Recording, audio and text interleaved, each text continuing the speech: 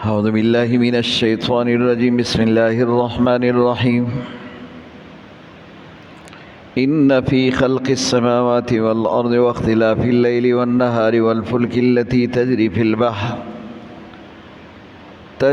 في البحر بما ينفع الناس وما أنزل الله من السماء من ماء فأحيا به الأرض بعد موتها وبث فيها من كل دابة وتصريف الرياح والسحاب المسخر بين السماء والأرض لآيات لقوم يعقلون۔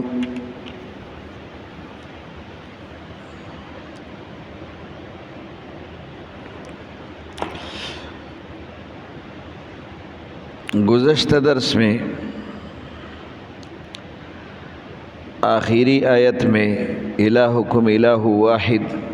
لا الہ الا هو الرحمن الرحیم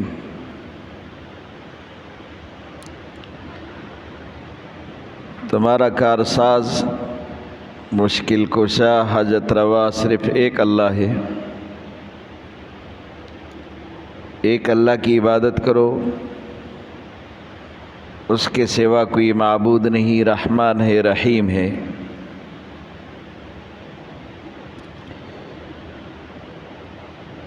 اس آیت کے شان نزول میں جو آج کا سبق ہے، ان فی خلق السماوات والارض،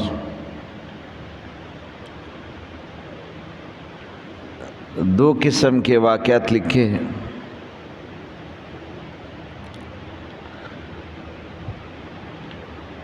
مکے کے مشرک رسول اللہ کے پاس آئے تھے اور یہ کہا تھا کہ ایک خدا یہ نظام کیسے چلاتا ہے، زمین آسمان کائنات۔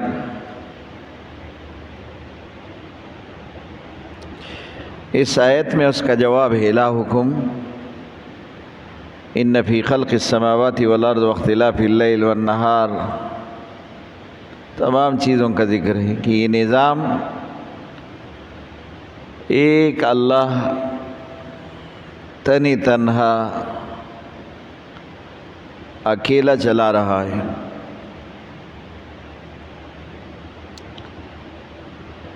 اور شان نزول میں دوسرا واقعہ یہ لکھا ہے، مکے کا جہاں پر حضور صلی اللہ علیہ وسلم نے نبوت کے 13 سال گزارے ہیں، مشرکین مکہ نے مختلف مواقع پر مختلف سوالات کیے۔ ان میں ایک وفد نے رسول اللہ کو یہ کہا تھا کہ اگر صفا کی پہاڑ سونے کا ہو جائے جس سے ہم گھوڑے اور اسلحہ خریدیں اور پھر ہم آپ کا ساتھ بھی دیں گے، آپ پر ایمان بھی لائیں گے اور پھر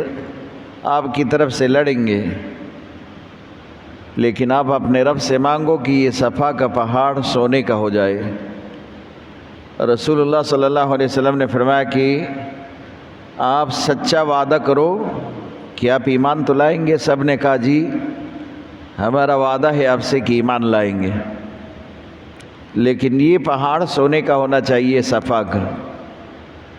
یہ چھوٹی سی پہاڑ تھی۔ حضور صلی اللہ علیہ وسلم نے دعا کی اور دعا قبول بھی ہو گئی۔ جبریل نے آ کر رسول اللہ کو بتایا کہ اللہ فرماتے ہیں کہ میں تمہارا دعا قبول کرتا ہوں، یہ پہاڑ سونے کا بنا دیتا ہوں، لیکن اگر انہوں نے پھر بھی ایمان نہیں لایا تو میں تیرے قوم پر ایسے عذاب لے کر آؤں گا کہ آج تک کسی کو ایسے عذاب سے ہلاک نہیں کیا۔ رسول اللہ صلی اللہ علیہ وسلم نے فوراً کہا جبریل کو، نہیں نہیں نہیں،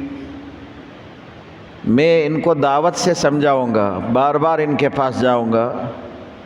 اور ایک وقت میں یہ میری بات سمجھ کر ایمان لائیں گے،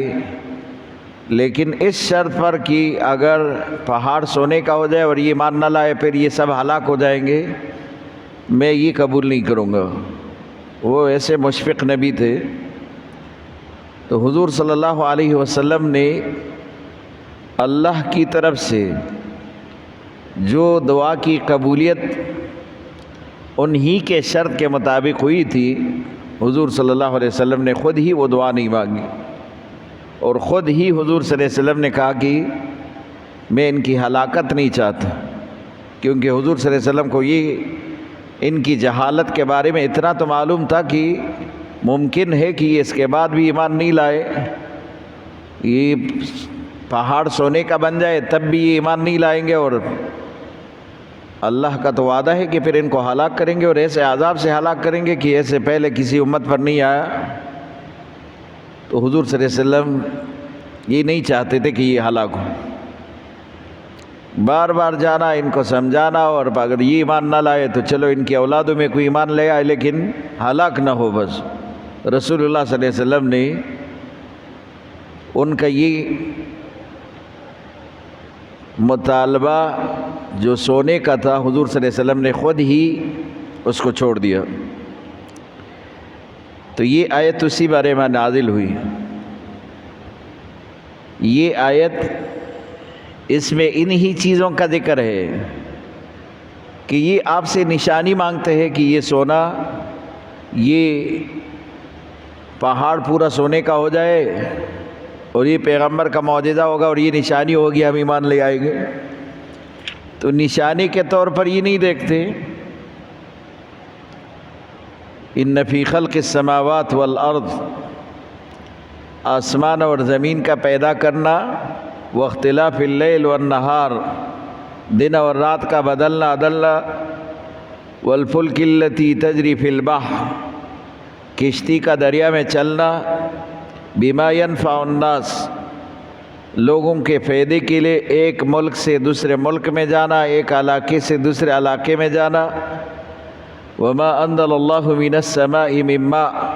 آسمان سے بارش کا برسانا اور اس سے مردہ زمین کو زندہ کر کے سرسبز و شاداب بنانا،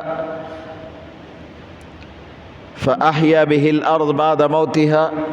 مرنے کے بعد دوبارہ اس سے زمین زندہ ہوتا ہے،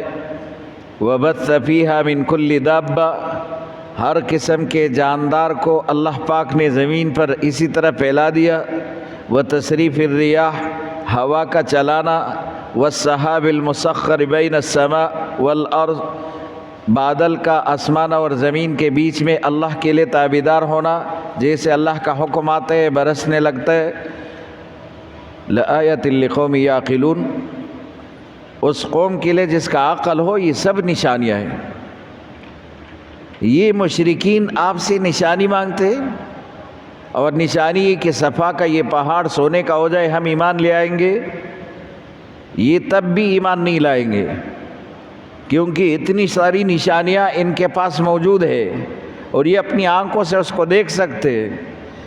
یہ کائنات کا نظام خود بخود نہیں چلتا، یہ اللہ چلاتا ہے۔ زمین جس کے اوپر یہ رہتے ہیں اور جس میں خوبصورت مکان بناتے ہیں اور جس میں زندگی گزارتے ہیں اور زندگی کے سارے فائدے حاصل کرتے، اور زندگی کی ہر نعمت جو اللہ پاک نے ان کو دی ہے اس سے فائدہ اٹھاتے، یہ کیا اللہ کی طرف سے انعام نہیں؟ اور یہ کیا نشانی نہیں؟ پھر اس زمین کو دیکھو، سوکھ جاتی ہے، پھر بارش برستا ہے، پھر اللہ پاک جو ہے بارش کے ذریعے بارش برساتا ہے، اس کے ذریعے پھر ہی اس کو سرسبز و شاداب بنا کر خوبصورت بناتا ہے، اور پھر ان میں سے قسم قسم کے فصل، قسم قسم کے ان کے لیے غلجات اور ان کے لیے پھل فروٹ اللہ پاک اسی میں سے نکالتے، اور اللہ فرماتے ہیں کہ پھر دیکھو یہ پانی کو اللہ پاک نے ایسے بہترین نرم اور سیال بنایا، بہنے والی، ایسا اللہ پاک نے اس کو سیال بنایا کہ اس کے ذریعے یہ کشتی پر سوار ہو کر ایک ملک سے دوسرے ملک میں چلے جاتے، اور ہوا اللہ ہی تابع کرتے ہیں۔ وہ کشتی اگر ہوا نہ ہوتی تو کشتی بھی نہ چلتی، یہ کشتی ہوا کے رخ پر ہوا کے ذریعے چلتے، یہ ہوا اللہ چلاتے۔ پھر ہوا کو اللہ سرکش نہیں بناتا، تابع بناتا ہے۔ اگر ہوا سرکش ہو جائے تو کشتی بھی غرق ہو جائے، وہ بڑے بڑے بحری جہاز بھی غرق ہو جائے سمندر کے اندر، تو ہوا کو بھی اللہ پاک نے سرکش نہیں بنایا بلکہ تابعدار بنایا۔ اور اسی طرح اس بادل کو دیکھو جو آسمان اور زمین کے بیچ میں اللہ کے حکم سے اسی طرح رکے ہوئے، جب اللہ کا حکم آتا ہے تو اس میں کثافت اور پانی بڑھ جاتا ہے، اور پھر اسی طرح بارش اللہ پاک برساتا ہے زمین کے اوپر، جس سے زمین تر و تازہ ہوتا ہے۔ پھر دیکھو زمین کے اندر کتنے ایسے جاندار ہیں جو اپنے زندگی گزارتے ہیں، بعضی چیز انسان کے ظاہری فائدے کے لیے، بعضی ظاہری فائدے کے لیے نہیں، لیکن اس کے اندر بھی باطن میں ان کے لیے کوئی نہ کوئی فائدہ ضرور ہوتا ہے۔ اور کوئی جاندار اللہ پاک نے بغیر کسی فائدے کے پیدا ہی نہیں کیا، تو اس کا ضرور کوئی فائدہ ہے جو رب ہی جانتا ہے۔ وتصریف الریاح، ہوا چلانا یہ بھی اللہ کے حکم اور قدرت سے ہے۔ رسول اللہ کے دور میں جب کوئی اندھیرا چھا جاتا یا تیز ہوا چلتی تو حضور صلی اللہ علیہ وسلم خود ایسے اس پر فوراً مسجد کی طرف جاتے، اور چہرے کا رنگ بدل جاتا، اور فوراً استغفار شروع کرتے، اور فوراً کہتے رسول اللہ صلی اللہ علیہ وسلم اللہم لا تہلکنا بعذابک ولا تقتلنا بغضبک۔ حضور صلی اللہ علیہ وسلم دعا کرتے ہوئے مسجد کی طرف جاتے، نماز پڑھتے کہ اللہ اپنے غضب اور اپنے عذاب سے ہمیں ہلاک نہ فرما۔ تو ہوا اگر سرکش ہو جائے تو یہ عذاب کی صورت ہے، تو یہ ہوا کو مطیع اور تابعدار کون بناتا ہے؟ اللہ۔ پھر اسی کے ذریعے کشتیاں چلاتے ہیں جو کہ آپ کا ایک ملک سے دوسرے ملک میں سامان رسد، مختلف کام جو آپ اس کشتی سے لیتے ہیں اور اسی سے تم فائدے حاصل کرتے ہو۔ اللہ کہتے ہیں کہ دیکھو زمین آسمان میں، کائنات میں یہ پورا نظام اللہ نے چلایا، تو پھر آپ کو کس چیز میں شک ہے؟ صفا کی پہاڑ سونے کا چاہتے ہو کہ یہ سونا بن جائے، یہ علامت کے طور پر مانگتے ہو، تو کیا یہ علامتیں نہیں ہیں؟ اور یہ کیا تم معجزے کے طور پر مانتے ہو؟ تو یہ دنیا میں دیکھو کتنے ایسے آیت اور نشانیاں ہیں جو تم خود اپنی آنکھوں سے دیکھتے ہو، پھر بھی اس کا انکار کرتے ہو، پھر بھی اس کو نہیں مانتے۔ انسان بڑا ناشکرا ہے۔ اگر یہ دیکھ لے صرف کائنات میں جو یہ زندگی گزارتے ہیں، اور اس کائنات کے اندر اللہ پاک نے انسان کے لیے کتنے چیزیں تابع کر دی ہے، اور کتنے چیزوں سے، کتنے اللہ کے انعامات سے یہ فائدہ اٹھاتے۔ اور یہ قرآن میں اللہ پاک نے سورہ رحمان میں بار بار انسان کو یاد دلا، فَبِأَيِّ آلَاءِ رَبِّكُمَا تُكَذِّبَانِ۔ اتنی نعمتیں ہیں کہ تم کس کس نعمت کو جھٹلاؤ گے؟ اور اللہ نے فرمایا کہ اتنے انعامات ہیں کہ اگر تم گننا چاہو تو گن بھی نہیں سکتے، گننا چاہو تو گن نہیں سکتے۔ آپ کی زندگی پر اللہ کے اتنے انعامات ہیں۔ زندگی گزارنے کے لیے اللہ پاک نے کتنے انعامات دیے جس سے تم زندگی گزارتے ہو، فائدہ حاصل کرتے ہو۔ ان فی خلق السماوات والارض، تحقیق آسمان اور زمین کی پیدائش میں، واختلاف اللیل والنہار، دن اور رات کے بدلنے میں، کہ نہ دن رات پر سبقت کرتے، نہ رات دن پر اپنے ہی وقت پر اندھیرا آتا ہے، اپنے وقت پر چلا جاتے ہیں۔ اور پھر اللہ کا نظام ہے، کبھی دن کو لمبا کر دیتے تو رات کو چھوٹا، کبھی رات کو لمبا کرتے تو دن کو چھوٹا۔ یہ اللہ کا نظام ہے۔ اسبوع، ہفتے کا یہ نظام چلا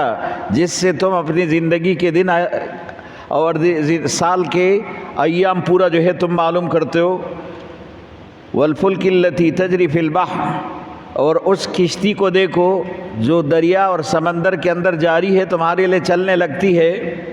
بما ینفع الناس، جس سے لوگ فائدہ حاصل کرتے، اپنا سامان رسد ایک ملک سے دوسرے ملک میں، ایک علاقے سے دوسرے علاقے میں۔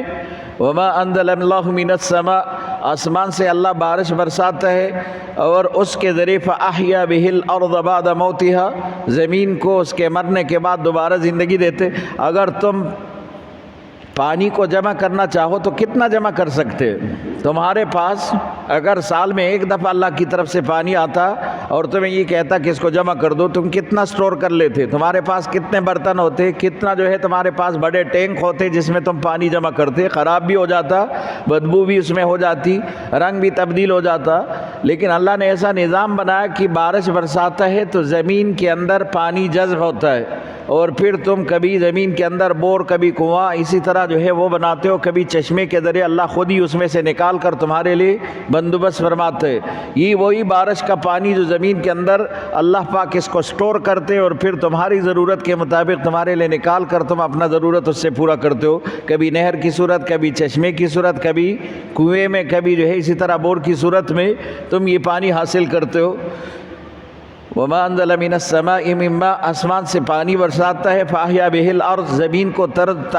زمین کو تازگی اس سے بخشتا ہے، سرسبز و شاداب بناتا ہے اس بارش سے، مردہ زمین دوبارہ زندہ ہوتا ہے، مِن بَعْدِ مَوْتِهَا وَبَثَّ فِيهَا مِن كُلِّ دَابَّةٍ، ہر قسم کے جانداروں کو اللہ پاک نے زمین میں زندگی گزارنے کی، اللہ پاک نے ان کو زندگی دی ہے، زندگی گزارنے کے لیے اللہ پاک نے اس کو مختلف قسم کے انعامات سے نوازا۔ وَتَصْرِيفِ الرِّيَاحِ، ہوا چلانا یہ اللہ کا حکم ہے، اللہ کے حکم سے چلتا ہے۔ والسحاب المسخر بین السماء والارض، وہ بادل جو آسمان اور زمین کے بیچ میں اللہ کے حکم سے تابعدار کڑی ہے، جیسے اللہ کا حکم آتا ہے تو بادل برسنے لگ جاتا ہے۔ لآیۃ لقوم یعقلون، اس قوم کے لیے جس میں عقل ہو تو یہ سب نشانیاں ہیں۔ میں نے آپ کو کہا کہ یہ آیت اس بارے میں نازل ہوئی کہ شان نزول میں دو واقعات ہیں۔ ایک یہ کہ مکے والوں نے سوال کیا تھا کہ ایک رب یہ سارا نظام کیسے چلاتے ہیں، تو اس آیت میں اللہ نے فرمایا کہ ایک ہی رب ہے جو بارش بھی برساتا ہے، جس نے زمین بھی بنایا، آسمان بھی بنایا، ہوا بھی چلاتا ہے، اور کشتیاں بھی تم اس کی ذریعے اس کے حکم سے سمندروں میں چلاتے ہو،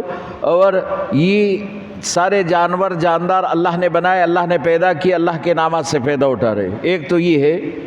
شان نزول، اور دوسرا شان نزول یہ ہے کہ مکے والے رسول اللہ کے پاس آئے تھے وفد کی صورت میں، اور کہا تھا کہ صفا کی پہاڑ سونے کا بنا دو، ہم سب ایمان لے آئیں گے، اور یہ دعا رسول اللہ نے مانگی تھی اور قبول بھی ہو گئی تھی۔ لیکن اللہ نے ایک شرط کے ساتھ کہ اگر پھر بھی یہ ایمان نہیں لائیں گے تو میں ان کو ایسے عذاب سے ہلاک کروں گا کہ اس سے پہلے کسی امت پر ایسا عذاب نہ آیا ہو۔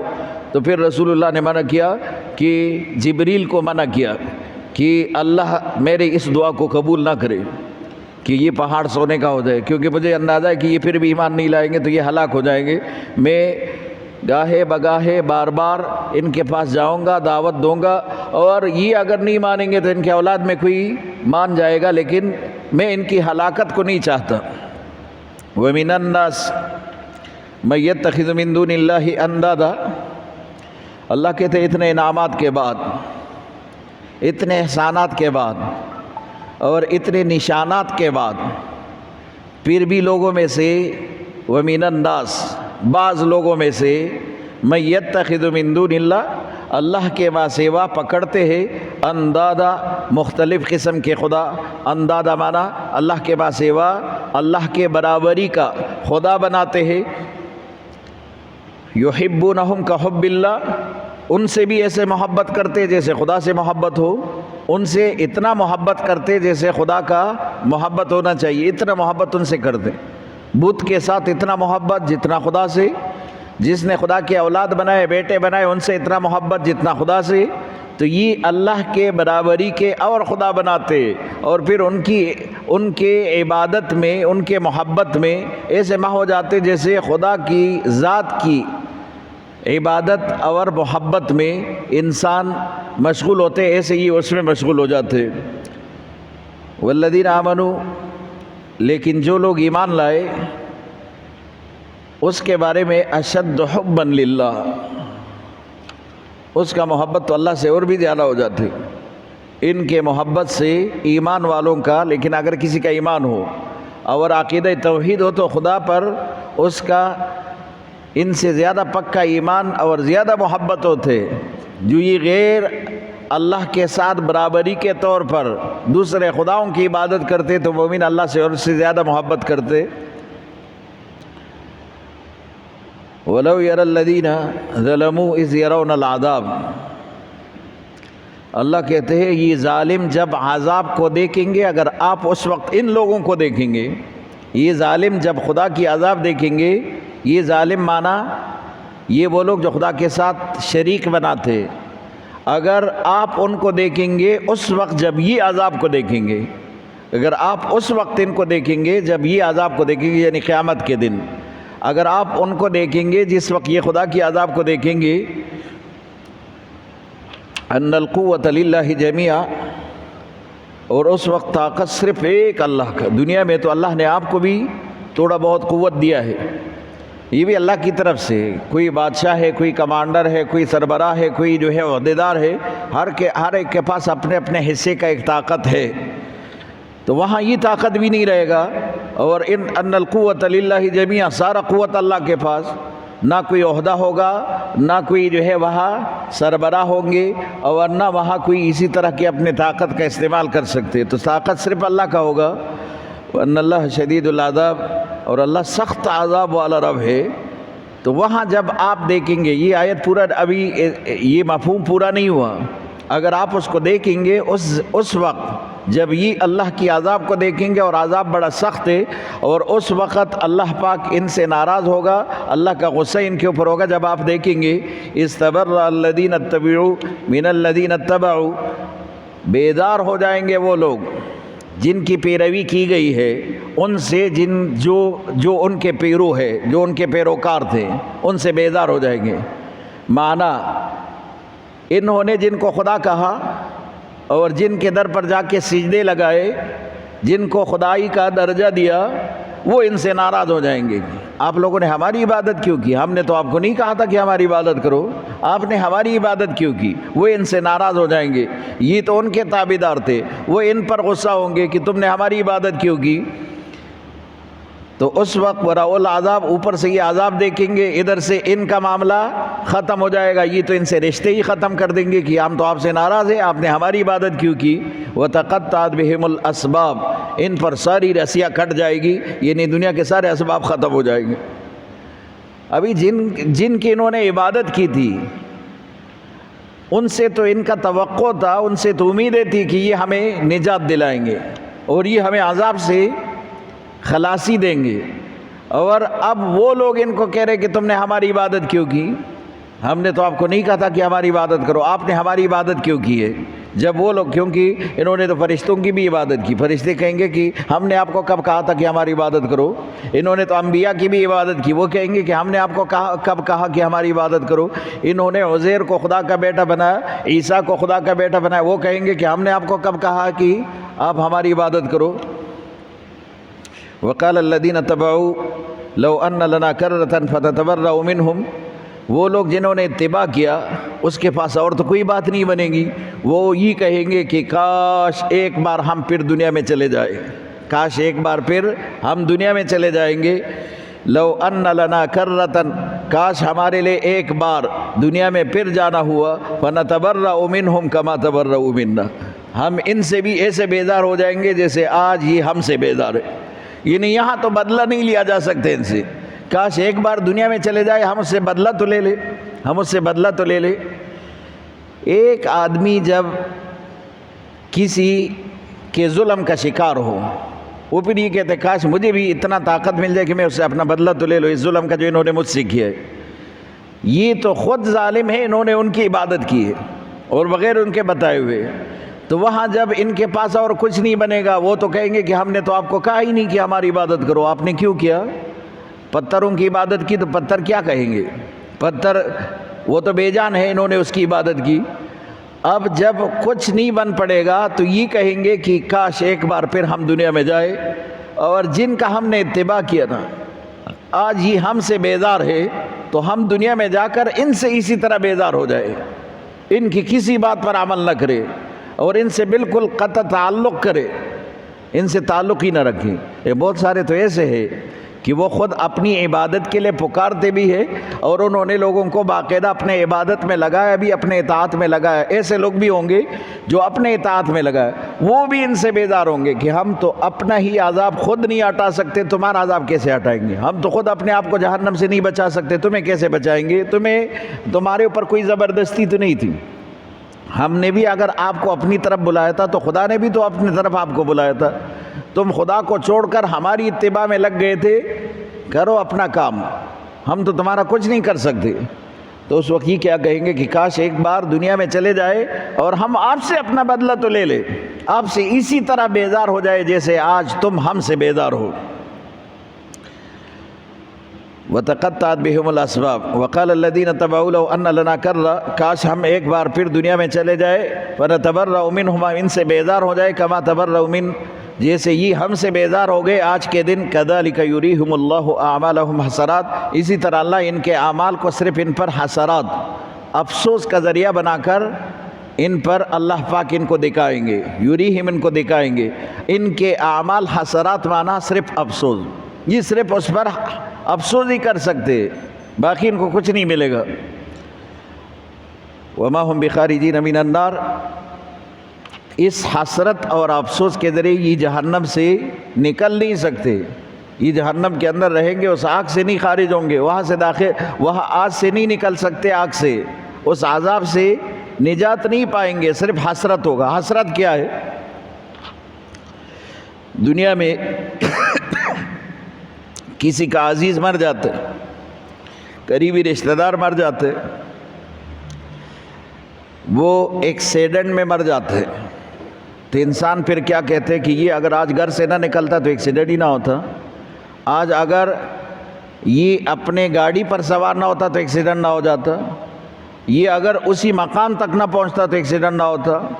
اور پھر اگر وہ راستے میں مر جاتے ہیں تو کہتے ڈاکٹر کے پاس پہنچ جاتا تو ایکسیڈنٹ، وہ یہ نہ مر جاتا، بچ جاتا۔ اسی طرح یہ صرف انسان کا حسرت ہے، اس کے لیے جو وقت لکھا گیا تھا وہ تو ایکسیڈنٹ کے ذریعے لکھا تھا، تو وہ تو مرنا ہی تھا، اس کا اختتام زندگی کا اللہ نے لکھا تھا، لیکن انسان کا حسرت ختم نہیں ہوتا، یہ تو بار بار سوچتے کہ اگر ایسا نہ ہوتا تو یہ بچ جاتا، ایسا نہ ہوتا تو بچ جاتا، خون بر وقت اس کو پہنچ جاتا تو بچ جاتا، بر وقت ڈاکٹر کے پاس ہم پہنچا سکتے تو بچ جاتا۔ یہ انسان کا حسرت ہے، ورنہ اس سے اس کو زندگی نہیں ملتا، ورنہ اس کا کوئی تعلق ہے اس کے ساتھ۔ تو اللہ کہتے ہیں کہ یہ ان کا صرف حسرت رہے گا وہاں پر آخرت میں، کہ ہم دنیا میں جائے پھر ان سے بدلہ لے لے، دوبارہ جو ہے ان سے ہم بیزار ہو جائے، یہ صرف حسرت ہی رہے گا اور کچھ نہیں حاصل ہوگا۔ جہنم کے عذاب سے، اس کی آگ سے اس کو نجات نہیں ملے گی، بلکہ یہ جہنم میں ہمیشہ ہمیشہ کے لیے جلے گی۔ واخر